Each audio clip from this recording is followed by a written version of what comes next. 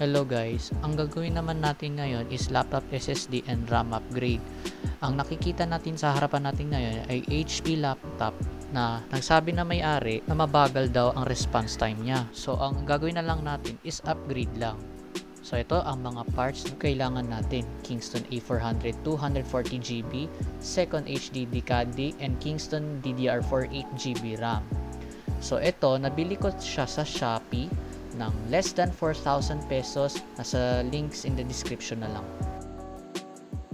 Ang specs naman ng laptop na to is Core i3 606U, 4GB of RAM, and naka Windows 10 na rin yung machine niya. Next is yung storage naman is 1TB hard drive ang primary storage niya. So let's go with laptop disassembly. So ito mga parts ng kailangan natin.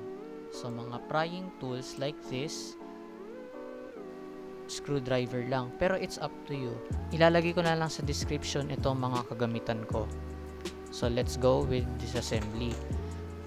Tatalikod natin yung laptop at meron siya mga screws. So gagamitin natin yung Phillips screwdriver and i-disassembly na natin siya.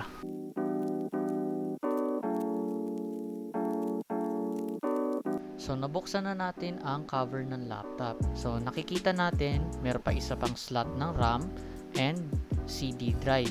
So dito natin ilalagay ang SSD na bago, si Kingston. Next is yung secondary HDD CAD, and last is the RAM. So step aside muna natin. So una muna nating i-unbox si Kingston. So para makita niyo yung laman niya.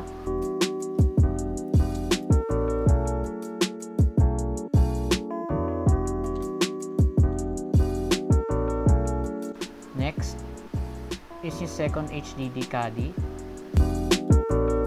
So meron pa siyang libreng screw at saka screwdriver. So di na natin kailangan yung screwdriver. So ito yung example na ilalagay natin si secondary storage. Ganyan yung magiging itsura niya. Then dito ilalagay natin yung screw. And last is yung RAM. So ito yung RAM, 8GB. Ayaw mag-focus. Basta 8GB yan. So itatabi na natin.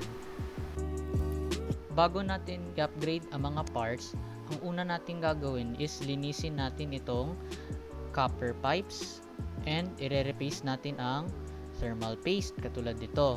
So ililink ko na lang sa description kung saan ko siya binili.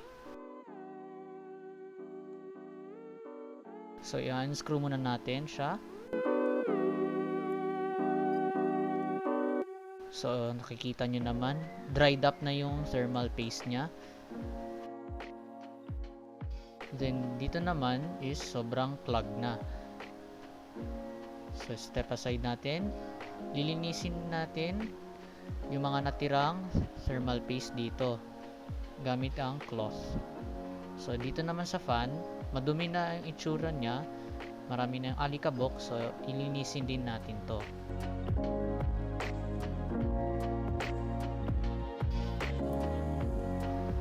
After few minutes, nalinis ko na silang dalawa at pwede na natin siyang ibalik kung saan sila na nakapwesto.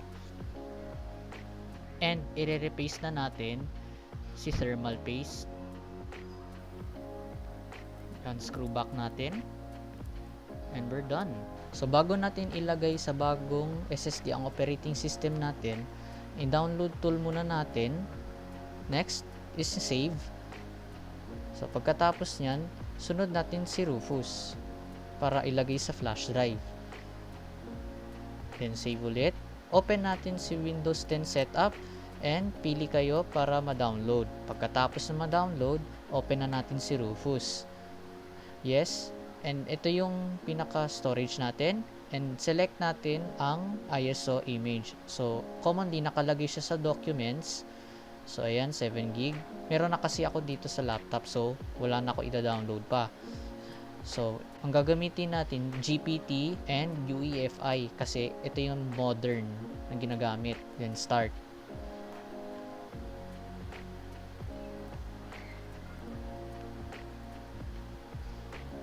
Then natapos na. Ang next naman natin gagawin is tatanggalin natin ang hard drive. Then iibahin natin into SSD. So, nandito na yung Kingston SSD. Ilagay natin ang pinaka-rubber niya dito. Then next is yung hard drive. So, mamaya na yan dahil ilalagay natin siya dito sa secondary HDD caddy dito sa may CD drive. So, more on that later. Next is yung 8GB RAM.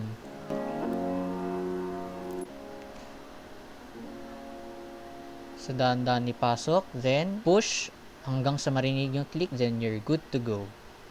So, nandito yung flash drive natin, aka SD card reader. So, nandyan yung Windows na nilagay natin kanina. So, saksak lang natin siya sa USB port. Then, ipa-power on na natin. So, FN, then F12. Pagsabihin lang. So, ayun. Pinaka-setup na ng Windows. Sa time and currency format, ang gagawin nyo lang Philippines. And next, and install now. So, ito na yung unallocated space niya. New nyo lang, then apply, then okay. So, ayun. Ayun yung primary, then next nyo lang yan.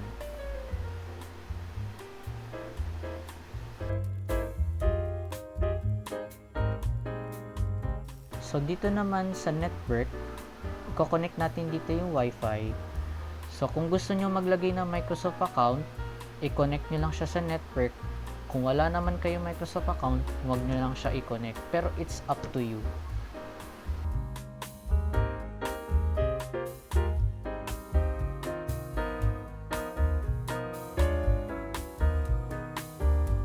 And we're done. Ito na yung pinaka-Windows niya. So, tingnan natin. So, ayun na yung primary storage natin, si SSD. So, meron siyang 222GB, which is 240 gigs. And installed memory natin is 12 gigs of RAM. So, malaking change na yun. Then, so titignan natin siya sa Task Manager. Ayun. Kingston na talaga siya. So, pagkatapos ng install natin ng Windows, pwede na natin ilagay si secondary HDD caddy. And ito yung hard drive. So, ilalagay na natin siya and isuscrew. Then, ika-cover up na ang laptop. Next, i-install natin yung drivers. So, after 1 day na pagta-transfer ng files galing sa old hard drive, so, ito na. So, ano nga ba ang improvements na laptop na to? Nag-improve ba ang performance nito? Sa comparison na to, power on and power off test. So, nakikita natin kung gaano siya kabilis. So, SSD yung nasa taas, then hard drive yung nasa baba.